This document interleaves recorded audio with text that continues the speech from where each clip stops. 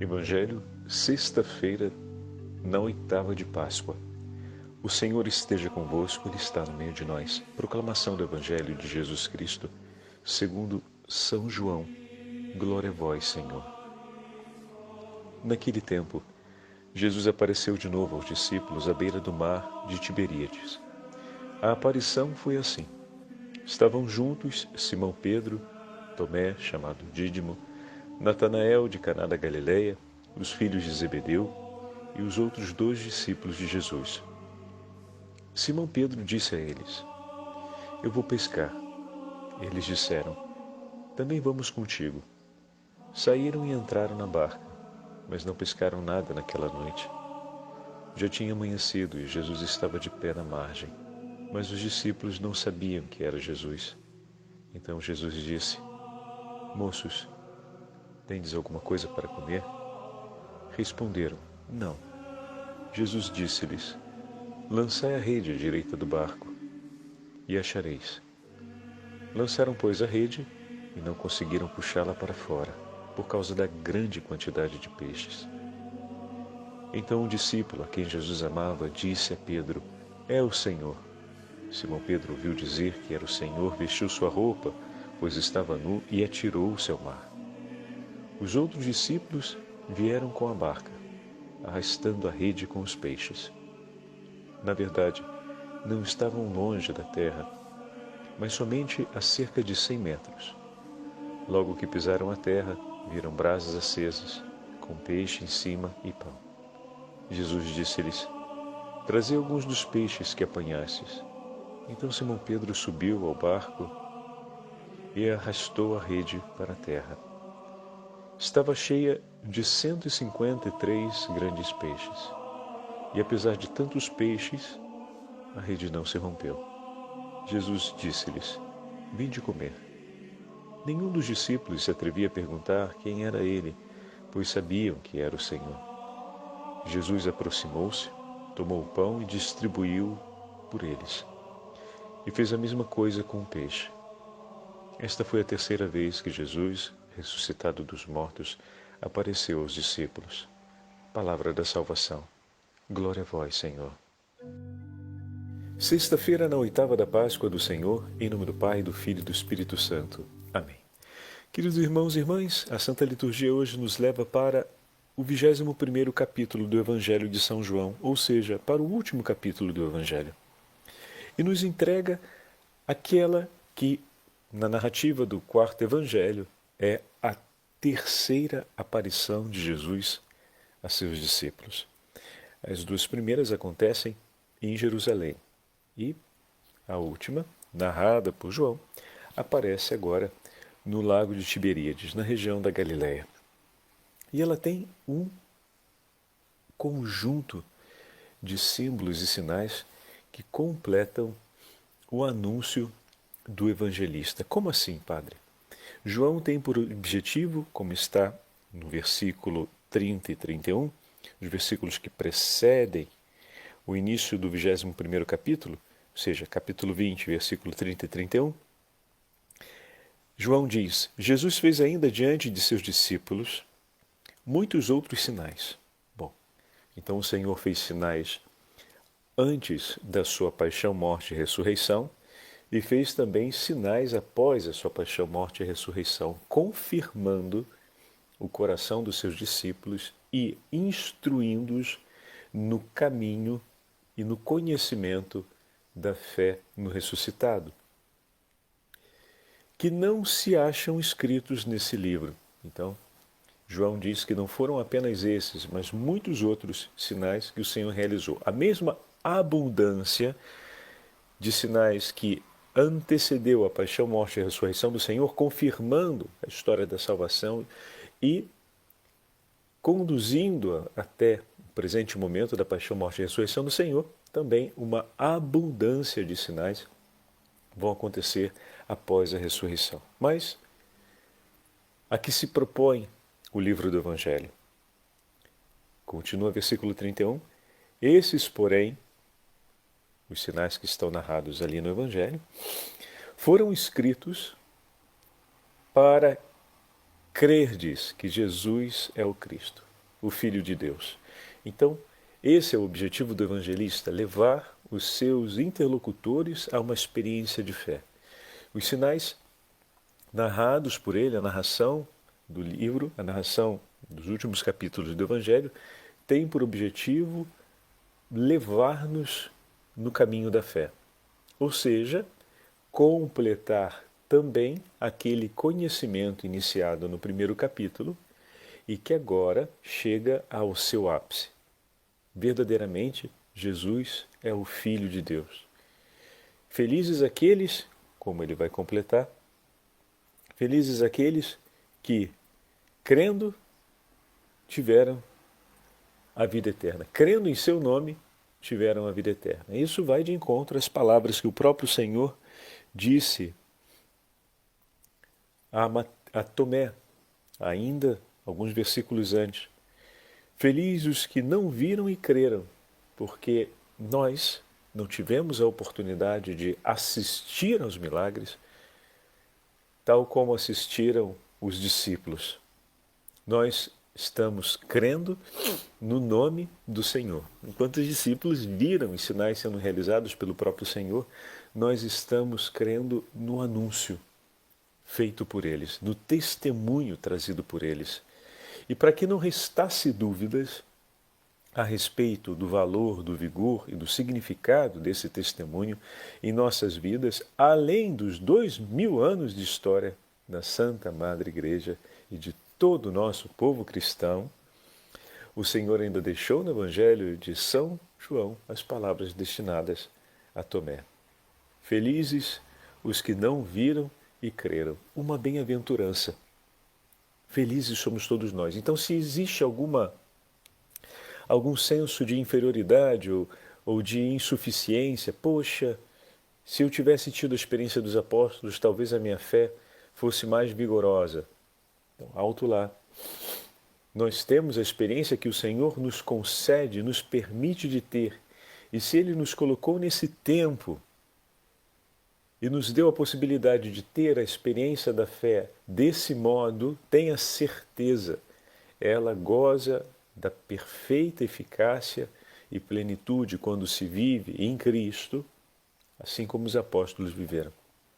Porque é o Senhor que nos conduz nessa experiência e é o próprio Senhor que, por meio do seu nome, anunciado e testemunhado a nós, está no meio de nós.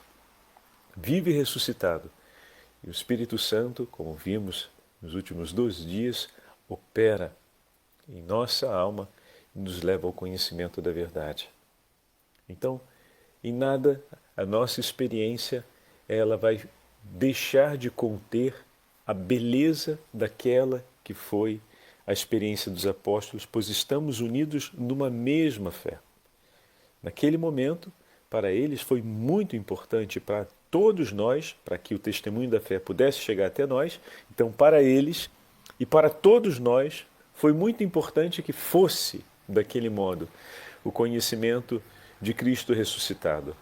Mas, por nós, que também somos felizes e bem-aventurados, que cremos pelo nome do Senhor, por nós também, ou seja, para nós, que foi reservado esse tempo, também a plenitude da fé nos é concedida. Mas dispomos de realidades diferentes daquela dos apóstolos para crer, porque essas realidades que nos são entregues são suficientes e são o necessário e o suficiente para que possamos crer. Assim como o que foi entregue a eles foi o necessário e o suficiente para que pudessem crer. Assim como a experiência deles, com o necessário e suficiente que tiveram, foi importante para que nós chegássemos à fé, a nossa experiência de agora, juntamente com a experiência deles, ou seja, em continuidade ao testemunho dos apóstolos, será importantíssimo para os nossos irmãos. Assim como a experiência acumulada da Igreja ao longo dos séculos foi fundamental para a gente hoje, essa continuação, nós tomamos parte na continuação dessa história, que será fundamental para gerações futuras, para aqueles que estão chegando à fé cristã e aqueles que vão ainda receber o anúncio de Cristo.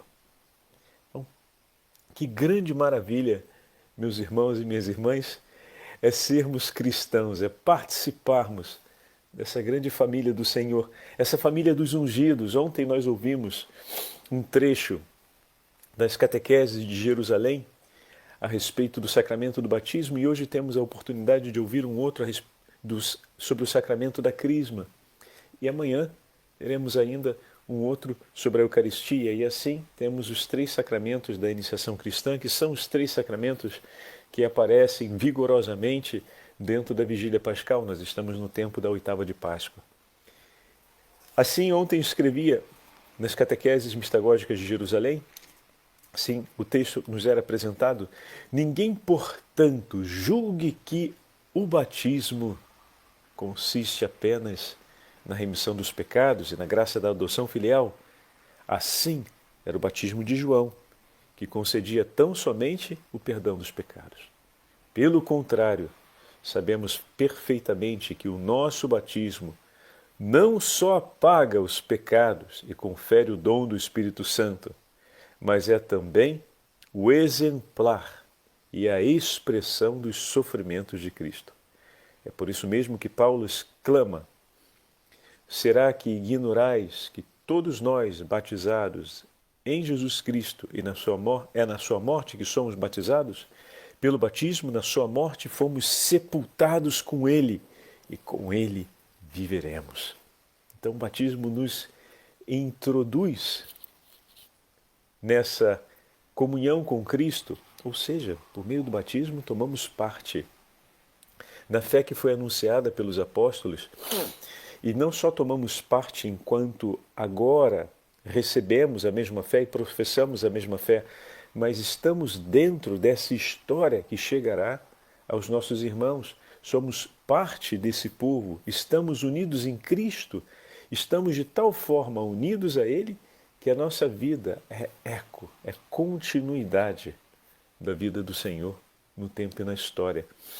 E dessa forma, nós hoje, se podemos dizer assim, os discípulos assistiram os milagres operados pelo Senhor e operaram tantos outros, como ouvimos no livro dos Atos dos Apóstolos, na cura que Pedro fez, e hoje o grande discurso de Pedro diante dos sumos sacerdotes e tantas conversões que acontecem, todos esses milagres operados pelo Senhor. Não se esqueçam, a conversão de um coração é o milagre mais difícil de ser realizado. Vamos colocar assim, né? A gente fala ressuscitar um morto, bom, é alguma coisa grandiosa, mas ver o coração de um pecador inveterado se converter, esse é um milagre extraordinário.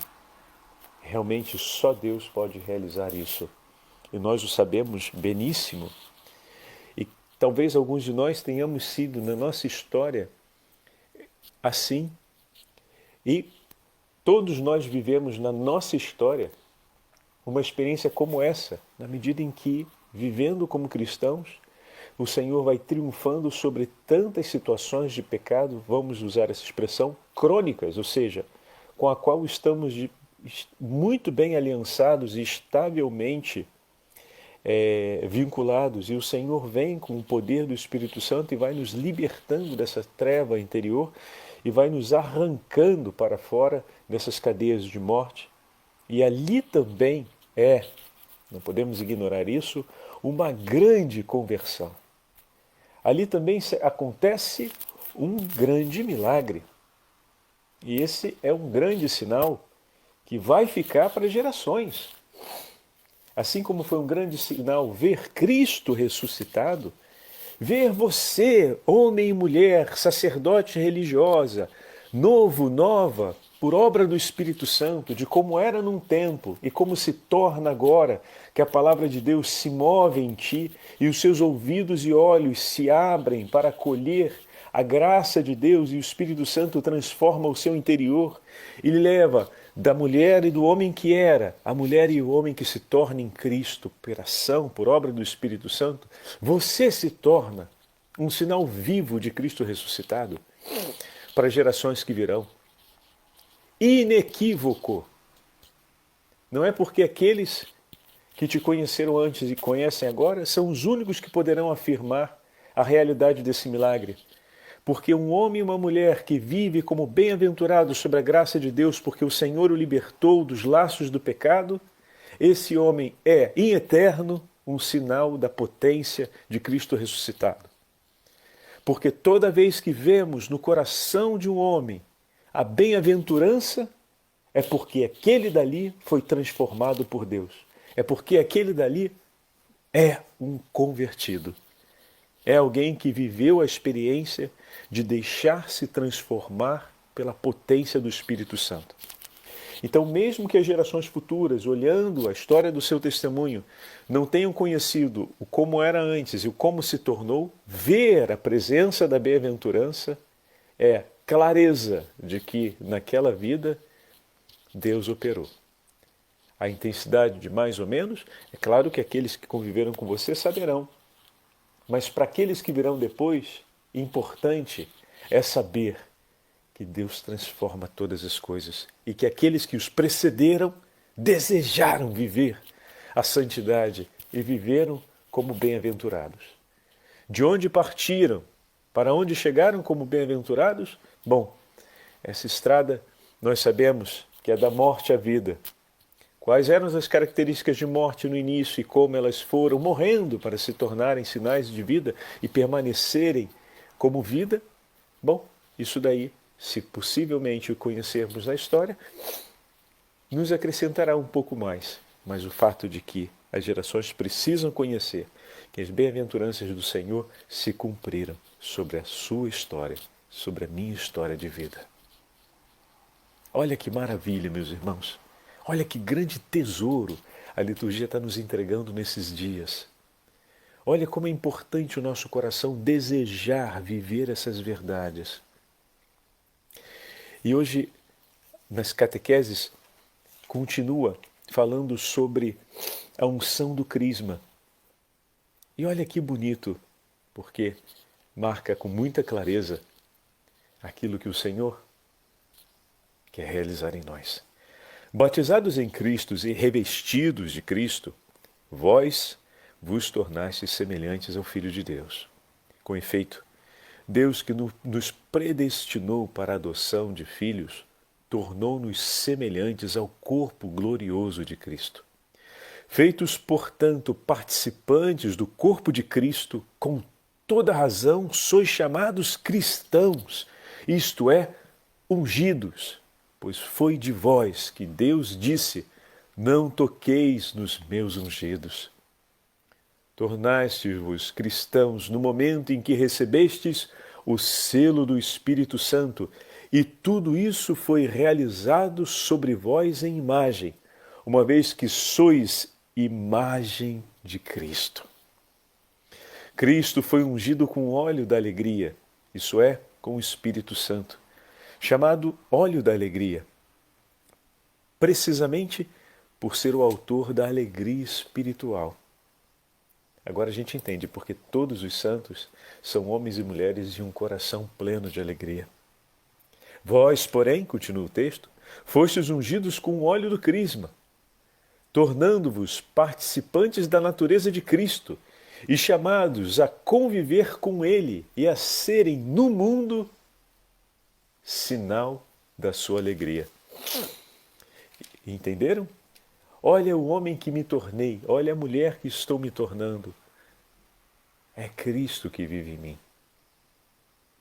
O sorriso, muitas vezes em meio à dor, em meio ao sofrimento, mas aquele sorriso que é cheio de Deus é um sinal da alegria que vem dos céus, que aos poucos vai se consolidando na nossa vida como obra de Deus. Quanto ao mais, completa o texto, não julgueis que este crisma é um óleo simples e comum.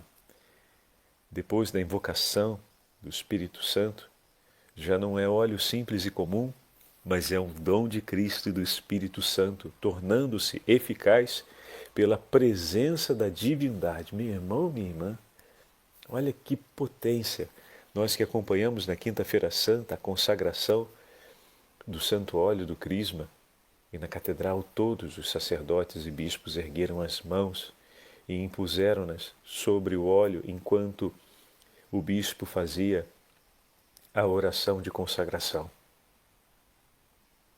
Continua o texto dizendo: simbolicamente, unge-se com ele a fronte e os outros membros. Por exemplo, o sacerdote se unge as mãos, né? E enquanto o corpo é ungido com óleo visível, olha que lindo, meus irmãos, o homem é santificado pelo Espírito Santo que dá a vida. Oh, meu Senhor, bendito seja Deus. Grande mistério do amor do Senhor, a ação silenciosa e profunda do Espírito Santo em nós. Ali, no lago de Tiberíades, estavam os discípulos e pescavam sobre a barca. Quando o Senhor aparece junto a eles, às margens, e então dirige a palavra para eles, eles que haviam partido junto com Simão Pedro e estavam por uma iniciativa de Pedro. Pedro diz: vou pescar, e eles dizem: nós vamos contigo. Muito bem. Que imagem bonita. Sabemos que a pesca, e a pesca com rede, né, é o sinal, nos evangelhos sinóticos de maneira especial, da igreja que sai para lançar a boa nova do evangelho e pescar homens para Cristo. Farei de vós pescadores de homens. E nós vimos a bela rede lançada por São Pedro no livro dos Atos dos Apóstolos esses dias, que pescou, como disse hoje o texto, mais de 5.000 homens para o Senhor. Então Pedro diz: vou pescar. Aqui João reconstrói o símbolo, pescadores de homens. E os discípulos o acompanham. Já ao amanhecer, volta aqui a imagem da ressurreição, o amanhecer, a aurora, a nova aurora e Cristo ressuscitado.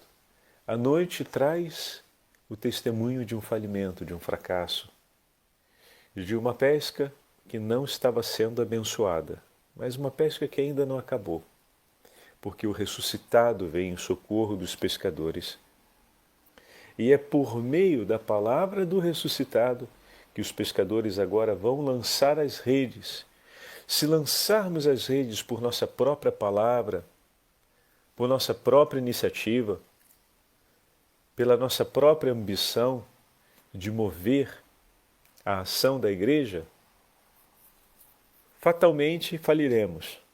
Mas se lançarmos as redes, veja, eles estavam fadigados de uma noite inteira de trabalho e lançam as redes agora pela palavra do Senhor. Ainda realizam uma última fadiga. Mas veja como a disparidade, né? Uma noite inteira, uma fadiga de uma noite inteira quase perdida. Essa fadiga da noite inteira não foi perdida e o dia seguinte começa com sucesso porque eles ouviram a voz do Senhor. Então, meu irmão, ouça a voz do Senhor na sua vida, para que a sua vida não seja tempo perdido, para que o seu apostolado não seja tempo perdido, para que o cuidado da sua família não seja tempo perdido. É preciso que você ouça a voz do Senhor. Ainda dá tempo e o Senhor vem por ti. Ele vem às margens e veio por ti, veio para falar contigo. Ele quer te conduzir pela potência da sua palavra, ele quer lhe entregar a sua palavra e ele quer ver o esforço de sua vida, o suor de seu rosto, a entrega do seu vigor no empenho daquilo que ele lhe deu, a alcançar o sucesso da abundância. Mas é preciso, e ainda dá tempo, pois o Senhor veio por ti. A gente poderia dizer aqui, brincando, né, no acender das luzes. A gente fala normalmente no apagar das luzes, né, mas como aqui o jogo é no reverso, ou seja, da noite à aurora, então no acender das luzes. Então, ainda ali, no último momento, o Senhor veio por ti e quer, de fato, que você consiga ter essa abundância. Cristo ressuscitado veio por ti. Agora é preciso que, com a docilidade que tiveram eles, se a gente coloca em paralelo a pesca milagrosa, e ouve a palavra de São Pedro, um diálogo com o Senhor, e aqui não. Apenas pergunta, responde, lança a rede à direita do barco e sem nenhuma outra palavra, simplesmente, em imediato acatamento, olha aí João colocando de novo aquele elemento do imediato que marca a vocação dos apóstolos, lançaram então a rede e puxaram. E já estava com 153 peixes. Essa superabundância que lembra Caná da Galileia, lembra a multiplicação dos pães, lembra da água viva, lembra ainda o bom pastor que tem as 100 ovelhas, que vai buscar as ovelhas que ainda não estão dentro da sua pastagem, a plenitude do Espírito Santo que é entregue por Cristo, no diálogo com Nicodemos. Então, os 153 peixes mostram essa abundância. E é na abundância e é na eficácia da palavra que João imediatamente reconhece que é o Senhor. E Pedro se lança. Se veste, se lança preparado. É um homem que não se lança despreparado. Se prepara, parece estranho colocar as vestes para se jogar dentro d'água, né? Seria melhor se jogar de outro jeito e depois vestir a coisa seca lá. Só que ele não está pensando nele. É o ato de prontidão. É o Senhor, ele se coloca pronto. Ele se lança nas águas pronto para encontrar esse Senhor, para estar na presença do Senhor. Então, saber que é Cristo me coloca em prontidão. Ele se veste. Ele se coloca preparado para ouvir o que o Senhor tem a dizer, para encontrá-lo. E dessa forma, ele volta depois, a pedido do Senhor, e arrasta a rede para a margem, e nós vemos nessa imagem o cumprimento da missão petrina de conduzir até Cristo os frutos. Aqui está a imagem do grande vigário do Senhor, e conduz para junto dele tudo aquilo que lhe pertence. Os frutos do empenho da igreja são entregues. E aqui a gente pensa nas orações do coração do Santo Padre, que, conhecendo as dores e fadigas da igreja do mundo inteiro, na sua oração pessoal entrega tudo a Cristo. Como é importante a ação de graças do Santo Padre por cada um de nós, cumprindo esse papel que foi confiado a Pedro de ir pegar os peixes e de apresentá-los até o Senhor. O Senhor, que já tem o fogo e a comida sobre o fogo, cumpre o ato de nutrir os seus discípulos, de oferecer por eles o alimento, o vigor, recolocá-los outra vez nessa partilha. O Senhor oferece aquilo que já está ali por eles, o Senhor os nutre e eles oferecem em contrapartida ao que recebem de Cristo o fruto da pesca. Que o Senhor nosso Deus nos abençoe e nos dê alegria de sempre deixarmos-nos cuidar por Cristo e termos a alegria de, junto com o Santo Padre, cumprir a ação de graças, oferecendo ao Senhor e, novamente, honrando o Senhor, declarando que tudo o que temos e conquistamos é para a maior honra e glória do seu santo nome, que é bendito sobre o céu e a terra. O Senhor esteja convosco, Ele está no meio de nós. Pela intercessão da Santa Mãe de Deus e dos santos apóstolos do Senhor, abençoe-vos o Deus Todo-Poderoso, Pai, Filho e Espírito Santo. Amém.